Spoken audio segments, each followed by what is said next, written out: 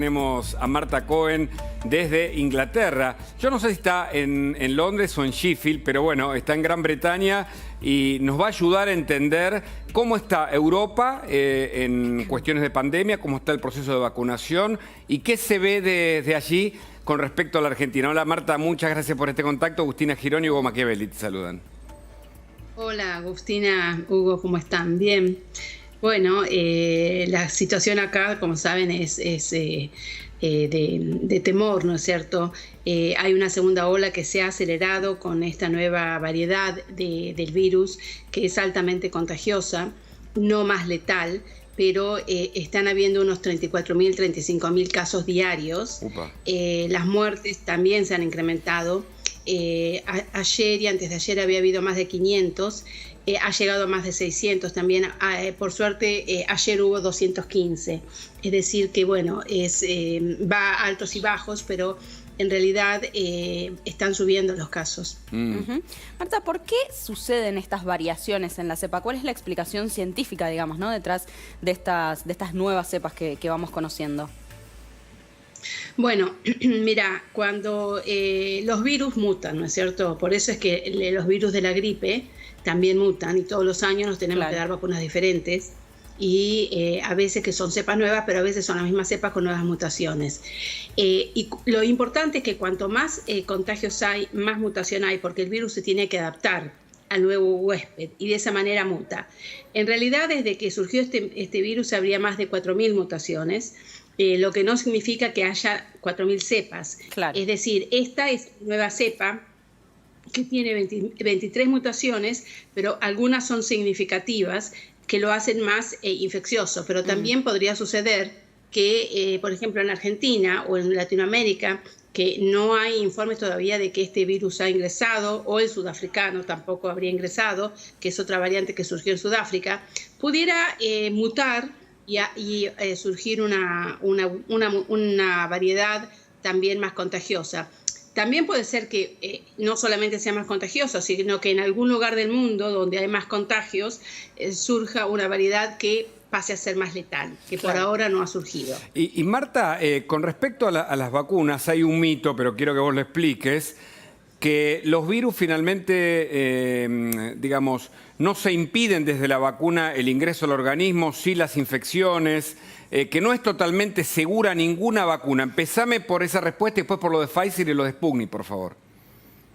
Sí, bueno, es verdad que con todas las vacunas que se ha probado, incluso con la misma vacuna de la gripe, que uno se acostumbra a dar una vez por año, sobre todo los que trabajamos en personal de salud, en la salud o las personas mayores que se les recomienda. Uno puede tener una gripe, uno puede tener el coronavirus y lo que se ha encontrado, por ejemplo, con la vacuna de Oxford, que es lo que yo más he estado siguiendo y leyendo, de los 11.636 vacunados, 131 tuvieron una infección por el virus, pero la infección fue leve, sea, fue un resfrío, ¿no? Ninguno requirió. Por eso es que hoy habrán leído ustedes que salió en el Times de acá el director de AstraZeneca que dijo que la vacuna daba un 100% de prevención contra una enfermedad grave. Y es eso, que no necesariamente previene que nos contagiemos, el vacunado se contagie y que tenga una enfermedad leve, pero sí que previene en todos los casos, los previno, en los 11.636 una enfermedad grave. Por eso eso. Ahora, también es verdad que si bien la inmunidad que demostrarían las diferentes vacunas sería alta, hasta un 90, un 94, un 95%, hay un porcentaje de vacunados que nunca despierta la respuesta inmune y además como esta es una vacunación, una aprobación de emergencia sin la fase 4, en realidad no se sabe cuánto tiempo va a durar esa inmunidad, si va a durar 10 meses, 8 meses o 7 meses, o si va a ser diferente para los varios tipos de vacunas. Claro. Normalmente esta fase 4, ¿cuánto suele durar hasta que deja de ser justamente una aprobación de emergencia, hasta que realmente podamos conocer los efectos reales de cualquiera sea la vacuna que nos apliquemos? Yo entiendo que a los voluntarios se los va a seguir por 2 años, pero obviamente al año ya va a haber un resultado, ¿no es cierto? Pero se los va a seguir por bastante tiempo, por lo menos 1 año tiene que ser. Claro. Por eso la aprobación de la vacuna es temporaria, es decir, que al año es temporaria, es de emergencia, es temporaria, es por 1 año solamente. ¿Y qué se sabe en el mundo científico de las diferencias entre la vacuna Pfizer, más allá de la aprobación de emergencia por el mundo científico, con respecto a la Sputnik, por ejemplo, que no lo tiene y que se va a empezar a dar pasado mañana en la Argentina? Bueno, la vacuna Pfizer es una vacuna completamente diferente a la vacuna de Oxford o de Sputnik o de Johnson, ¿no? La vacuna de Pfizer o la de Moderna son de ingeniería genética. Utilizan un mensajero, introducen con la vacuna un mensajero que le indica a la célula que haga una proteína que es similar al antígeno viral, entonces se despierta inmunidad y en caso de entrar el verdadero virus, el cuerpo está preparado. Ahora, la vacuna de Sputnik es una vacuna vectorizada.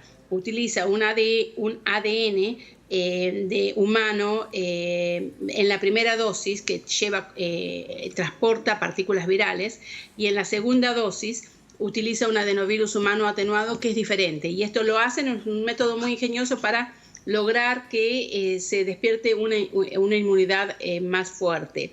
Ahora, en Europa no se conoce nada, no se habla de la posibilidad de la vacuna Sputnik todavía, porque no ha terminado la fase 3.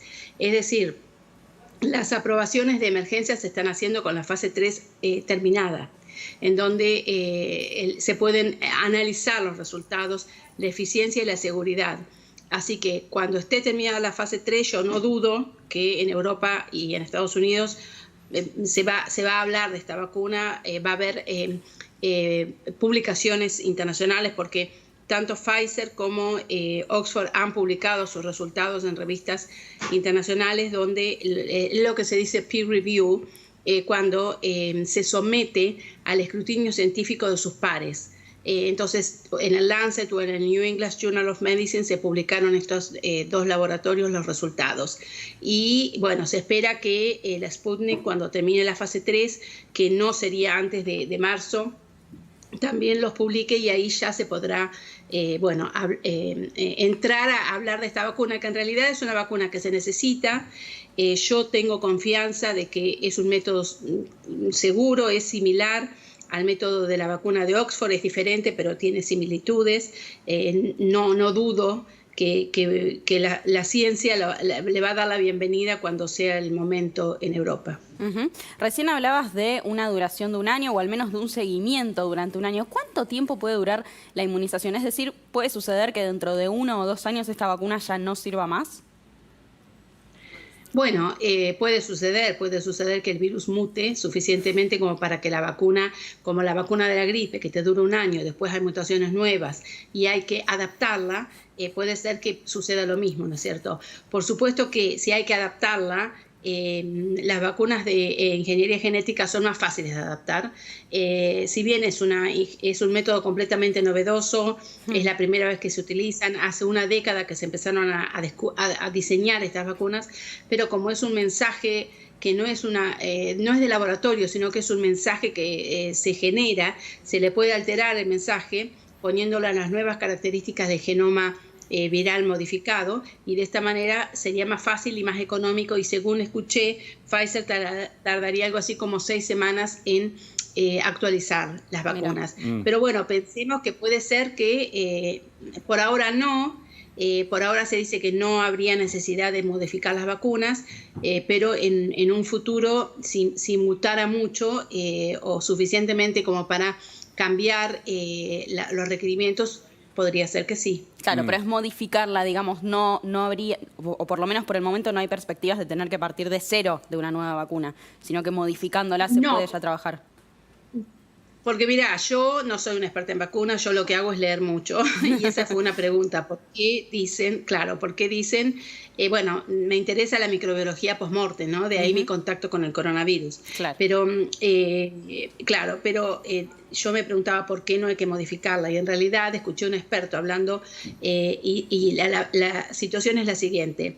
si bien se modificó en estas 23 mutaciones hay una modificación muy significativa, que es en la corona del coronavirus, en la glicoproteína S, que es la que utiliza el virus para ingresar al receptor de la célula y que se lo ha facilitado. Sin embargo, el ingreso a la célula no es a partir de solamente un factor, sino es algo multifactorial. Entonces, los demás factores todavía están protegidos porque no habrían mutado, por lo menos en esta nueva cepa. Claro. Lo cual es importante, ¿no? Claro, claro. Marta, ¿y qué nos espera el 2021? Estamos a días nada más. ¿Imaginás un año similar al 2020 o por el efecto que ya no tendrá la misma sorpresa que este año y por los conocimientos que hay y la vacuna, podemos mirar con esperanza o con mejores perspectivas? Bueno, mi temor es en Latinoamérica un segundo pico, como sucedió en Europa. ¿Y por qué es mi temor un segundo pico? Porque las vacunas no van a estar disponibles masivamente en Latinoamérica para cuando comience el otoño, que sería a fines de marzo, abril. Ajá. Entonces, eso es mi temor. Y yo lo que he dicho, y déjame que te mencione mis redes, porque yo es lo que voy subiendo a redes. Claro, arroba DR Marta Cohen en el Facebook o en el Instagram.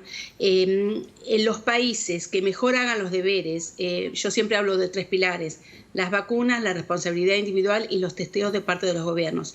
Los países que mejor hagan los deberes, que cumplan estas 3 situaciones o requerimientos, van a terminar antes. Probablemente para septiembre del 2021 imagino que estarán mejor.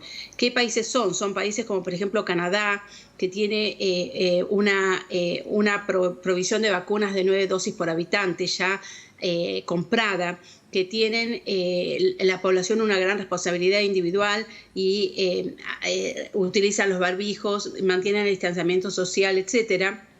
Y si vos ves los mapas, pese a estar al lado de Estados Unidos, tienen muchísimos menos casos. Y la otra es los testeos masivos. Hay que hacer muchos test de parte de los gobiernos, porque el 80% de la población infectada son jóvenes asintomáticos. Y si solamente se le hacen los test a los positivos, no se van a captar esos. Y en el otro extremo está, por ejemplo, el continente africano, donde pareciera que no hubiera casos, pero en realidad no es que no hay casos, es que no hay test, no hay diagnósticos, no hay tratamientos, y de las vacunas en África no se habla hasta el 2022. Entonces vos tenés una gran diferencia en el mundo, ¿no es cierto? El mundo más desarrollado, más educado. Por eso yo digo, cuando termine la pandemia, los gobiernos de todo el mundo van a tener que invertir en salud pública, en educación primaria y secundaria, no hablemos de educación universitaria, y en la ayuda social, porque los países que tuvieran esas fortalezas de entrada fueron los países que creo yo, o son los países que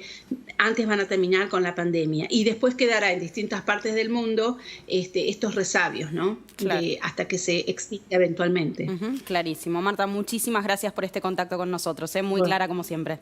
Gracias. Cuídense y feliz año. Feliz año. Adiós. Muchísimas gracias, Marta Cohen, quien hablaba con nosotros. Ahora, si nos vamos a una pequeña tanda en instantes, seguimos con más Especial Domingo. Muchísimas